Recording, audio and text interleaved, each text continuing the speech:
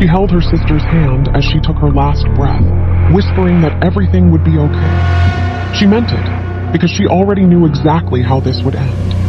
What she didn't know was that her sister's best friend would spend the next 2 years refusing to let her sister rest in peace, one pharmacy receipt at a time. Alina and Sophia grew up 2 years apart and inseparable, the kind of sisters people describe as basically twins, even though they looked nothing alike.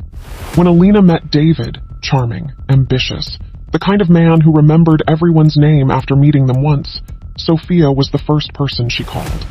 Sophia liked him immediately. Maybe too immediately, though nobody thought much of it at the time.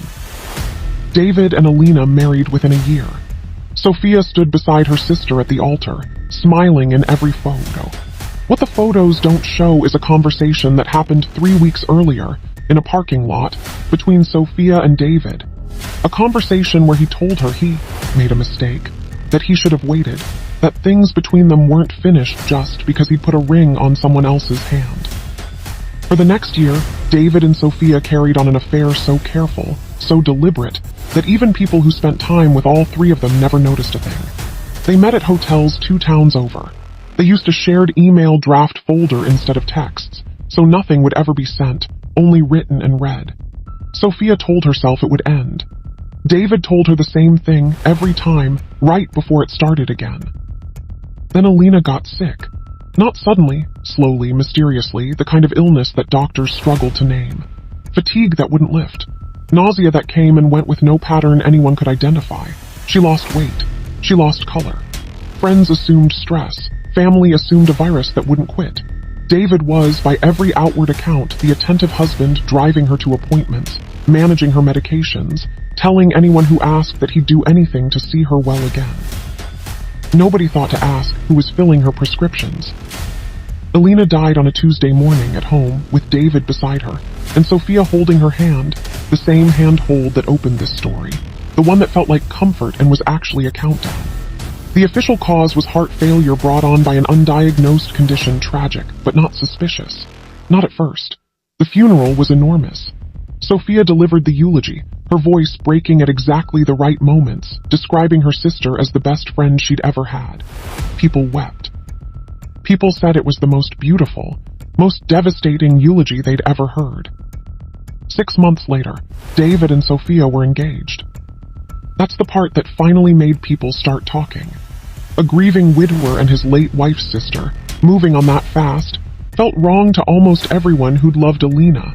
But grief makes people cruel to each other in strange ways.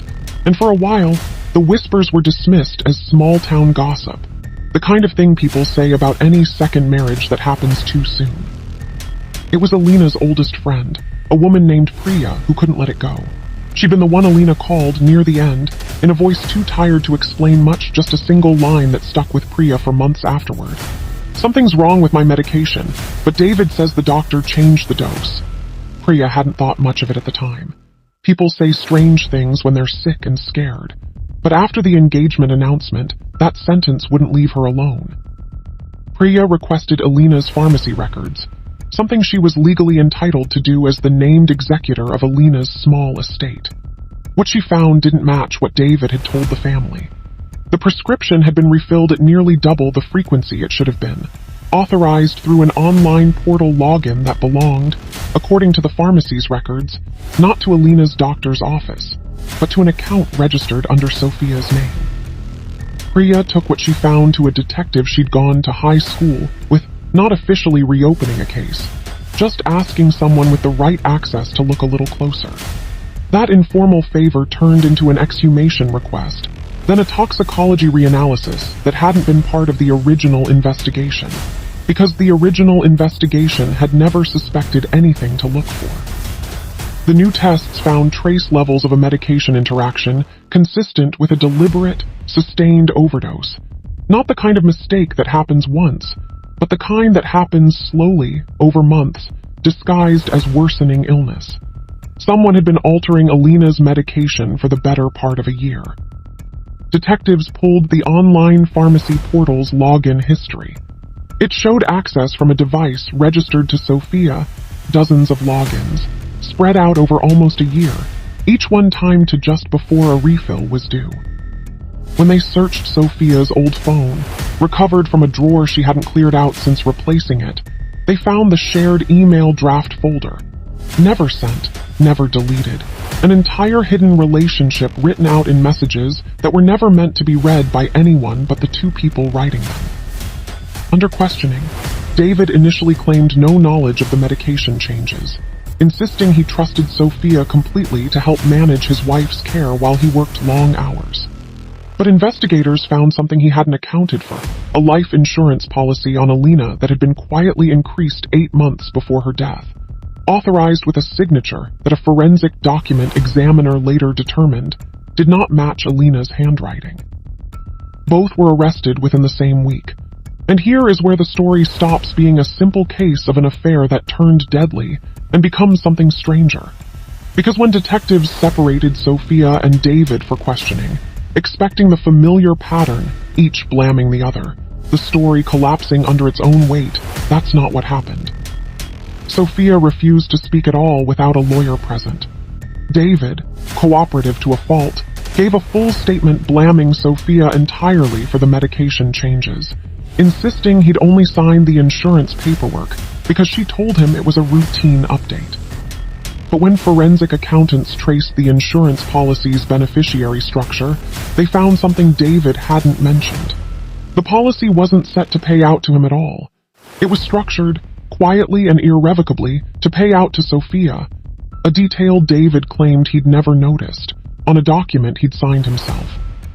It took a jury 11 days to conclude that David hadn't been an unknowing bystander to his own wife's murder. He'd been the one steering it the entire time, using Sophia's devotion and her access to the pharmacy account as the mechanism, while positioning himself just far enough away from every individual decision to build a defense out of distance. Sophia, for her part, never took the stand. Her lawyer argued manipulation, a slow erosion of judgment by a man who told her for a year that this was the only way they'd ever really be together. The jury didn't fully accept that defense either. Both were convicted. Both are currently serving sentences that will keep them apart for the rest of their lives. The same two people who once told themselves that removing Alina was the only obstacle standing between them and forever. What makes this case so unsettling isn't the affair, and it isn't even the poisoning. It's the eulogy. Somewhere in the last year of planning, rehearsing, and executing a slow, deliberate murder, Sophia stood in front of a room full of grieving people and delivered words about her sister so tender, so specific, so seemingly heartbroken, that not a single person in that church suspected a thing. It's a reminder of something every one of these cases eventually circles back to, that the people closest to us are the ones best equipped to hurt us, precisely because we'd never think to look at them twice. If a story like this, where love, loyalty, and betrayal blur into something almost unrecognizable, is the kind that keeps you coming back, subscribe to Psych Files. Every week, a new case, and every week, a reminder that the most dangerous lies are the ones told by people who love you.